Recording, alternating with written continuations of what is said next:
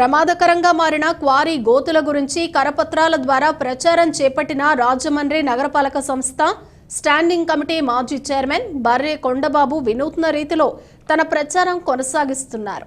తాను చేపట్టబోయే ఉద్యమానికి అండగా నిలవాలని క్వారీ ప్రాంత ప్రజలను కోరుతున్నారు.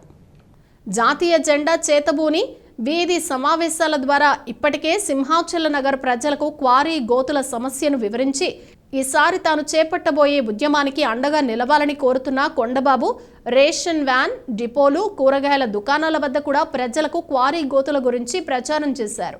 రేషన్ బియ్యం కోసం వచ్చిన మహిళలకు ప్రమాదకరంగా మారిన గోతుల గురించి వివరించారు.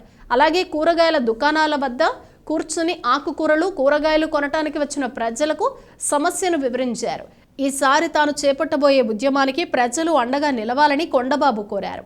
ఆయన మాట్లాడుతూ సింహాచల నగర్లోని అన్ని వీధుల్లో ప్రజలకు క్వారీ గోతుల సమస్య వివరించామన్నారు.